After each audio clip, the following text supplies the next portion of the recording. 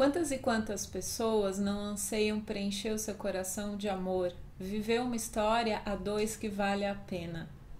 Solidão, infelizmente, tem sido a melhor companhia para muitas pessoas. A vida apresenta possibilidades, mas parece que a liga que faz com que uma relação perdure não acontece. E aí, não por escolha, não por opção, a solidão convive com muitas pessoas. Este vídeo é sobre esse tema.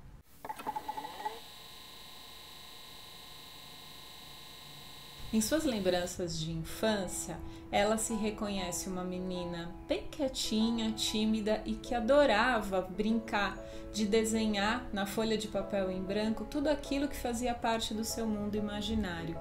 Ali, seu mundo ficava completo. Rapidamente, assim que ela pegava os papéis e começava a trazer o seu conteúdo colorido com formas e desenhos, a sua solidão e a sua tristeza desapareciam do coração.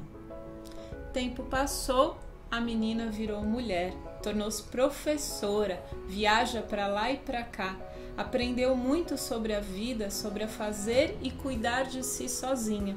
Sim, ela se tornou independente, hoje mora só e é bem social e descolada. Vive para lá e para cá rodeada de ideias e pessoas interessantes. A sua agenda não para, é super dinâmica, mas tem um lugarzinho bem lá dentro na intimidade do seu coração que ainda algo faz falta.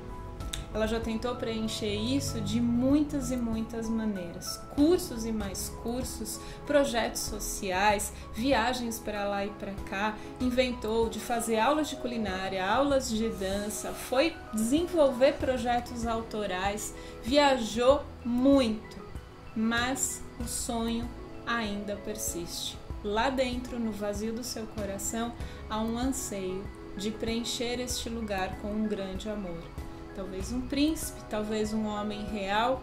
O importante é que a sua solidão não é uma opção, mas sim um aprendizado de vida.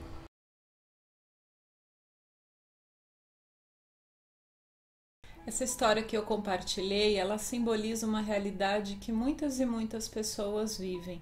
No fundo, essa realização, este fazer contínuo, esta busca por ampliar o significado da própria existência, ela ocorre, mas persiste um lugar ainda não preenchido lá no emocional. E isso nos convida naturalmente a olhar um pouquinho para trás, a recordar na própria trajetória de vida dessa pessoa que pontos este lugar ficou vazio. Onde são os registros internos que houve abandono, talvez uma rejeição, uma ausência, uma quebra dentro de uma rotina familiar que realmente foi muito dura. As experiências podem ter ocorrido dentro do seio da família, relação pai e mãe, entre os próprios irmãos, às vezes na experiência de saída para a escola, de convivência com outras crianças. Um fato muito importante que normalmente marca este lugar, que o coração se sente não complementado ou não preenchido, é que a criança se sente muito estranha no seu ninho. Ela não se sente pertencente e isso é extremamente comum. Eu mesma tive momentos da minha trajetória enquanto menina que surgi bem mais nova, com uma família já com 4 irmãos mais velhos, todos homens, onde eu realmente tive dificuldade de entender qual era o meu lugar, como eu fazia parte daquele mundo que era muito diferente de mim. Eu cresci com esse sentimento de ser certamente uma ovelha negra dentro daquela história e aprendi encontrando, pelo mundo e aí nesses lugares externos onde a criança começa a descobrir que existem pessoas com quem ela tem mais conexão, com quem ela se aproxima intimamente de forma mais leve, mas dentro existe um lugar sozinho.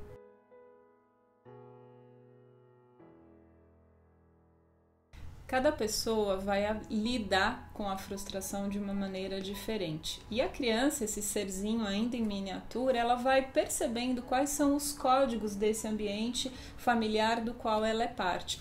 Como ela consegue um pouquinho mais de atenção se ela tem determinados comportamentos ou falas, ou é extremamente boazinha, bem educada, ou ela precisa se rebelar para ser vista. Cada família tem a sua particularidade e nós, ainda nessa primeira infância, a gente vai aprendendo posturas para realmente conseguir conquistar um lugar de pertencimento dentro deste núcleo. E aí a gente já vai começar a trazer um pouquinho desse olhar mais da terapia. Por quê? Porque a criança, ela justamente começa a se moldar, que é o que a gente nomeia de papel existencial da criança dentro do ambiente familiar, ou seja, ela assume uma versão como uma máscara para conseguir lidar melhor com aquilo que para ela é muito desafiador. E uma das maneiras, que daí remete a esse case que eu trouxe logo no início, é o pensamento mágico, ou seja, a criança, ela delira nas suas fantasias, ela realmente pinta de cor-de-rosa um mundo que muitas vezes é muito árduo, é muito seco, é muito sem aproximação. E aí, como que a criança faz isso? Ou ela vai para esse lugar de fantasia e cria, porque vive uma solidão, então ela tem a necessidade de companhia, ela tem amigos imaginários. Se ela vê a mãe muito fria e indisponível, às vezes ela cria sonhos ou ela cria roteiros dentro de si, onde essa mãe a pega no colo, conta histórias, e é como se esta fantasia fosse acompanhando a trajetória da pessoa que ela vive num ambiente muitas vezes hostil, mas ela o enfeita para poder ficar mais suave no seu emocional.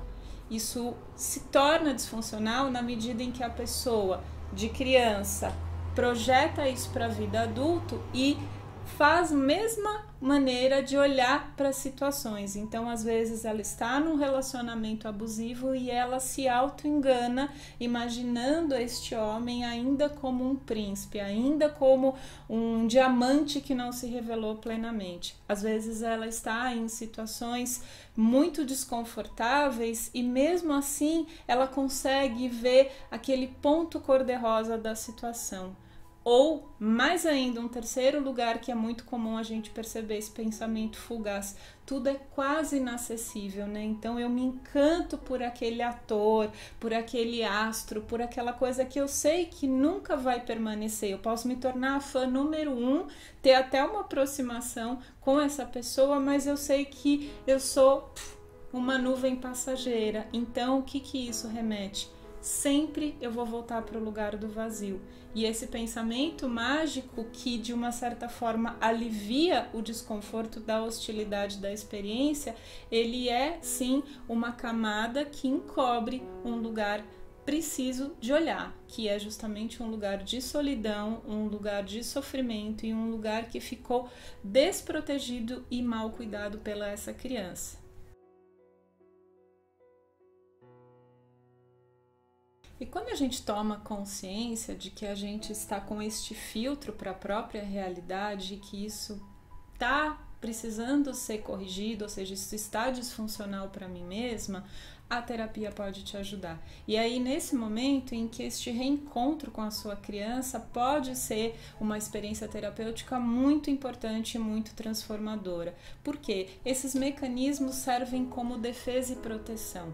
E à medida em que a gente, no trabalho de autoconhecimento, vai criando um repertório interno de maturidade para poder lidar com o sofrimento, não mais com birra, não mais com o chororô, e não mais com a rebeldia, né, desastrosa, a gente começa a assumir esta condição de autorresponsabilidade. Existem os contextos no qual estas situações me machucaram, eu não tenho como mudar fatos, eu não tenho como olhar para o meu passado e reformular, então onde é o ponto de partida? No teu presente. E aí a gente chama essa consciência para olhar para as dores dessa criança e assumir uma nova maneira de cuidar disso. E aí ambas energias são necessárias, um lado mais feminino, que pode te ajudar a trazer essa criança para um acolhimento, porque muitas vezes ela chorou baixinho, ela ficou muito acuada e reprimiu muitas coisas internas, e o reprimir vai reprimir também a sua criatividade, a sua espontaneidade, não só dores.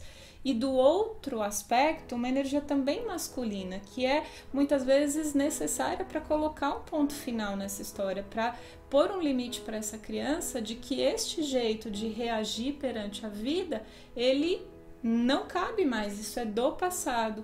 E aí eu vou desarmando esse mecanismo na medida em que eu posso ponderar com a minha criança, que tem um adulto agora consciente, que tem uma pessoa com maturidade e repertório interno emocional capaz de lidar com tudo isso de uma outra maneira. E aí a gente faz realmente uma transformação, é um grande salto, porque a gente passa a se perceber dentro dos relacionamentos numa outra condição. Eu ainda posso manter certos mecanismos que vêm quase instintivamente, né, me defender do outro ou querer me manter numa zona ainda fantasiosa, mas eu estou alerta, a minha consciência presente me faz perceber a hora que eu estou sendo dominada por um padrão, e aí eu dou um espaço, e aí eu olho para o mecanismo, e aí, né, a gente com o auxílio terapêutico a gente vai poder auxiliar esta construção de uma nova postura perante aquilo que me assusta, aquilo que eu mais temo, que no fundo, por essa história aí que eu trago, é o medo do vazio, o medo do abandono.